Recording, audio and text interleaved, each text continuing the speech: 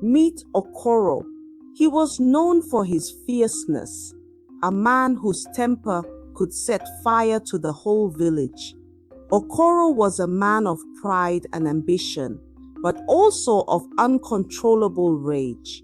His temper was his greatest enemy, one that he couldn't seem to control, no matter how hard he tried. We see Okoro, tall and broad-shouldered, walking down the village path. His face is stern, his eyes sharp. He's known for his strength and the fire in his eyes. Children, upon seeing him, run to hide behind their mothers. His presence is heavy. Okoro was raised by his father, a wise elder in the village, who had taught him the importance of balance. A wise man knows when to speak and when to hold his tongue, his father would say. But Okoro, despite his father's wisdom, struggled with anger. A flashback to Okoro as a young boy sitting by his father near a crackling fire. His father is telling him stories while Okoro listens, his young face filled with curiosity. As Okoro grew, so did his anger. A simple disagreement, a misunderstanding, a slight, it could send him into a rage, but no one knew the root of it. His temper was a beast he couldn't tame, and this beast often came to light in his relationships. One day, a man named Efe came to the village. Efe was charming, smooth-talking, and immediately took a liking to Okoro's betrothed, Amara. Amara was a beautiful woman, known for her intelligence and grace. She had long flowing hair, the color of midnight, and eyes as deep as the river. Okoro loved her dearly, but his temper often made him distant and angry. Light, sweet flute music to symbolize the blossoming relationship between Amara and Efe. Efe, on the other hand, was calm, collected, and never raised his voice. He'd often walk by Amara's house, offering gifts of honey and fresh fruit, always with a smile. Efe and Amara are seen laughing together under the shade of a tree. Okoro watches them from a distance, his face darkening as he sees the growing bond between the two. It didn't take long for Okoro to notice the spark between Efe and Amara. His temper flared.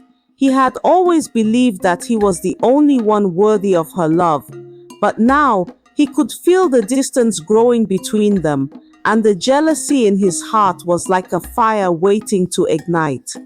The mood shifts. The music becomes tense, with drums playing softly in the background. Okoro shouting, voice trembling with anger. "You dare! You come into my life and try to steal what is mine." Amara softly pleading.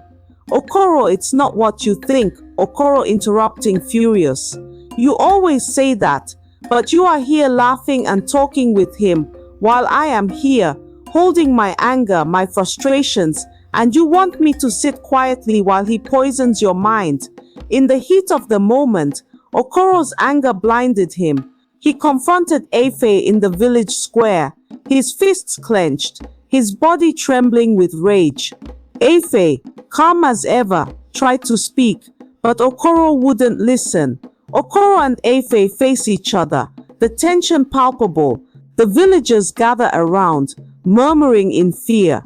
Amara watches from the side, her face full of sorrow.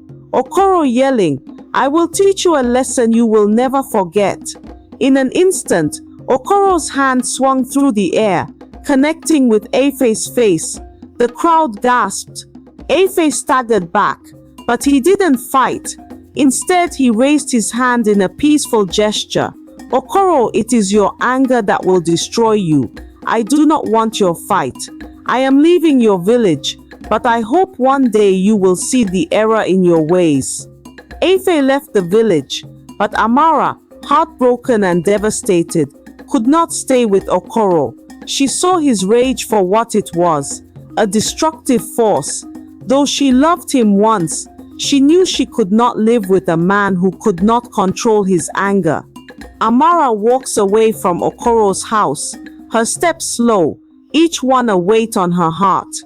Okoro stands in the doorway, fists clenched, his eyes full of regret. Amara softly, tears in her eyes. I cannot stay, Okoro. I cannot live in fear of your temper. Okoro, voice breaking, pleading.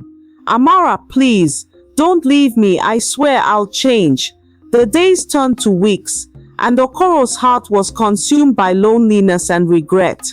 He wandered the village aimlessly, replaying that moment over and over in his mind. The village elders, once his closest allies, now looked at him with disappointment. He had become a man consumed by his temper, and that anger had cost him everything. The music becomes somber and reflective, with deep, slow drum beats. But Okoro knew he could not live this way. He began to meditate, to reflect on his father's teachings, on the wisdom that had been passed down through generations. He sought forgiveness, not just from Amara, but from himself. Okoro is seen sitting alone under a large baobab tree, his face illuminated by the setting sun. His eyes are closed, his breathing slow and deliberate. Months later, Amara returned to the village. She had heard of Okoro's efforts to change, his struggle to tame his rage.